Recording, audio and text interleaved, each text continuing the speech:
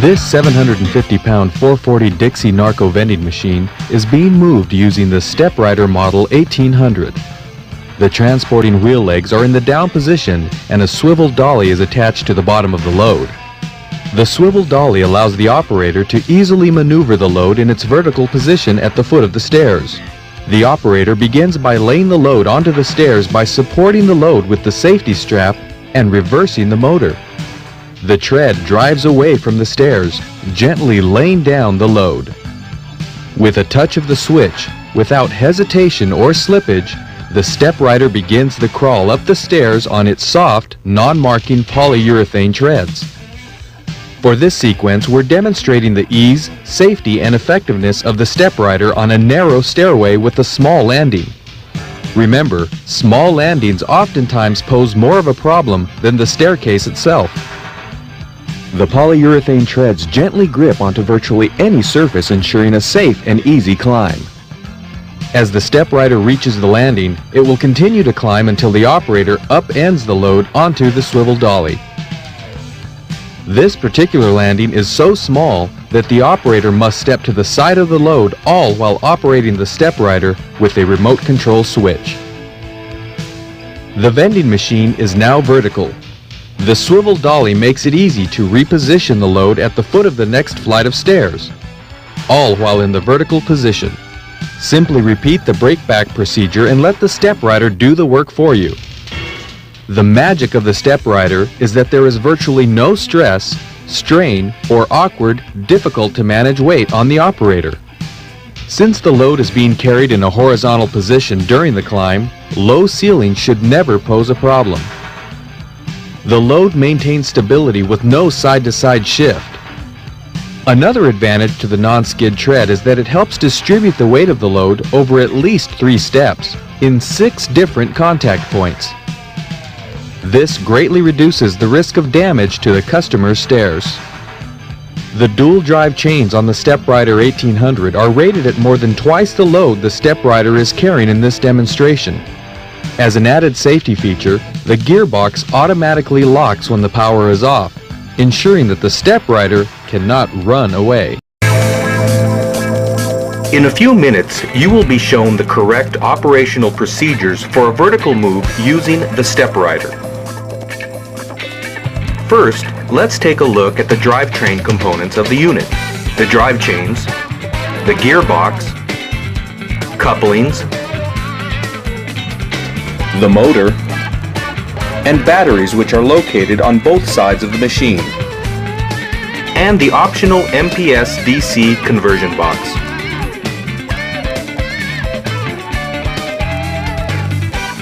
On the rear side of the machine, at the bottom, are the drive sprockets, center bearing, and the tread system. The only assembly required for the Steprider is for the handle component of the unit.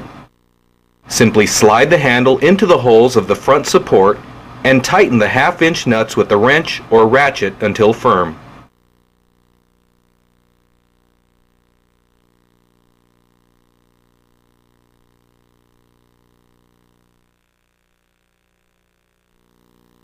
Located at the top of the machine on either side are the adjusting rods for the tension of the tread. These come from the factory set at the proper operating tension, which is 3/4 of an inch between the top of the shaft and the frame, as indicated in this graphic. Tread tension may have to be adjusted after about 6 months, depending on the usage of the unit. To adjust the tension of the tread, simply turn the indicated 1/2-inch nut clockwise. Do not over-tighten, as this will decrease the life of the tread. To properly place a load on the Steprider, the operator simply pushes the load or blocks the load up and drives the Steprider toe plate underneath the unit. Notice that the toe plate is crawling under the load with the powered tread action. The operator positions the bottom wheels and wheel arms to a 90-degree angle from the mainframe, making sure the pins are securely locked into position. It is important to always secure the load to the Steprider with a ratchet strap. When placing the ratchet strap around the load, make sure the buckle is on the opposite side of the Steprider. The buckle should not be placed on the side of the load, as it could become an obstacle when attempting to clear a doorway. Ratchet the strap until snug. The operator then attaches the safety strap to the ratchet strap as shown by threading it back through its own loop. The strap is passed over the top of the load to the Steprider side so the operator can hold it and help balance the load when moving. To break the load back, the operator can stand on the second wheel quad arm as shown. Then he pulls the weight of the load back while pulling on the safety strap and holding the handle. The operator should not attempt to break back the load using only the handle. The handle is not designed for break-back leverage. The operator does not have to catch or carry any of the weight. The quad arms will take and support the weight of the load as it breaks back. The Steprider comes with a 9-wheel swivel dolly. This is used for moving the load in a vertical position, down a hallway, or to negotiate tight landings. The operator attaches the 9-wheel swivel dolly by inserting the 2 tongues into the receptacles on the toe plate. The swivel dolly is secured to the toe plate by inserting bolts into the holes as shown and hand tightened. No tools are required. The upper and lower wheel arms are designed to carry the load and keep the weight and impact off of the operator. Notice the ease of operation as the operator demonstrates rolling on 2 or 4 wheels with light and easy fingertip control. With the upper wheel arm still in the 90-degree position and the lower wheel stowed parallel to the mainframe, the operator pulls the load backward until it rests on the wheels and the treads. The operator should practice walking the Steprider across a warehouse floor so that he can learn the proper balance procedures. One of the nice benefits of the Steprider action tread is the ability to assist the operator in powering a load up an incline such as a driveway or a handicapped ramp. The operator should practice walking the Steprider across a warehouse floor so that he can learn the proper balance procedures. The operator should always maintain a minimum of 20 pounds towards him. It's important for the operator to learn how to properly balance a load because this is the same motion that will be used while climbing onto a landing. Maintaining more weight towards the operator is critical when approaching and climbing onto a landing, or the operator could lose the load.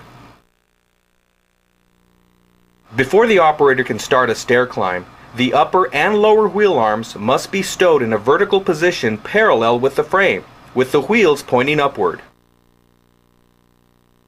The operator should always make certain the pins are securely locked. Using the swivel dolly, the operator rolls the load in a vertical position to the foot of the stairs. The operator then stands on the 3rd step holding the safety strap in one hand as he grabs the handle and the switch in the other hand.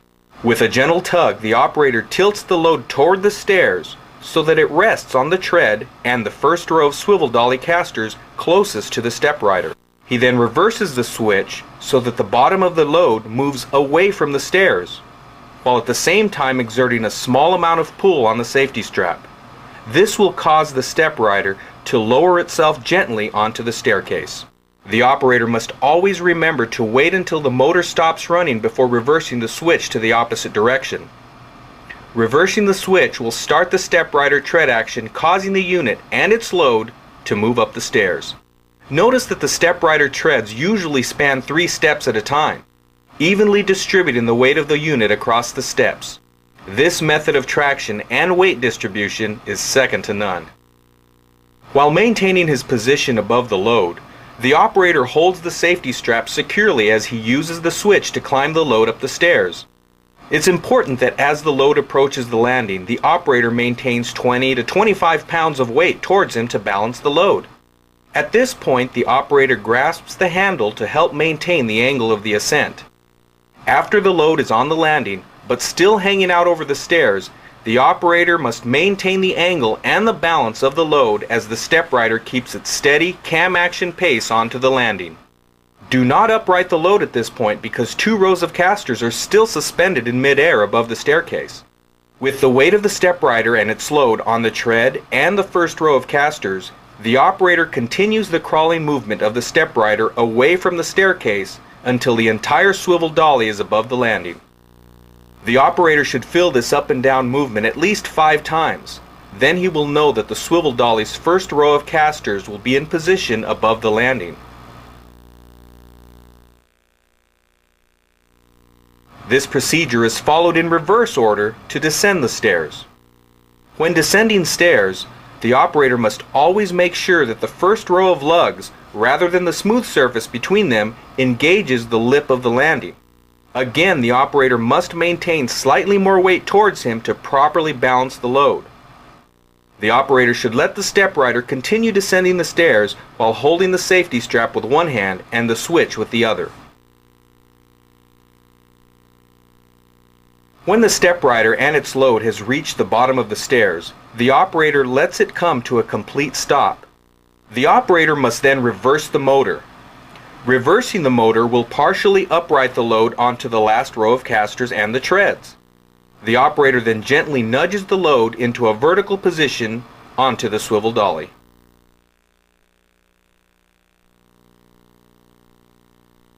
Optional pieces of equipment such as the Expand a Landing A are used to expand the depth of a small landing.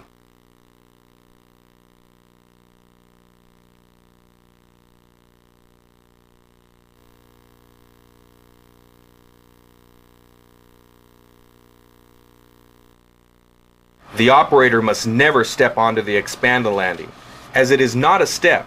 It is merely a tool to help the operator negotiate tight landings.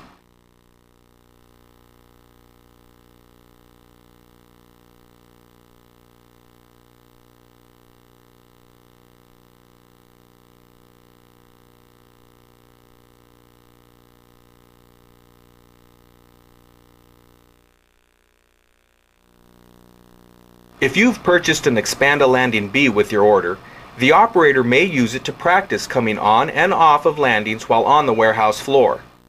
The Expand a Landing B is used to extend the depth of a second set of stairs on a stair climb.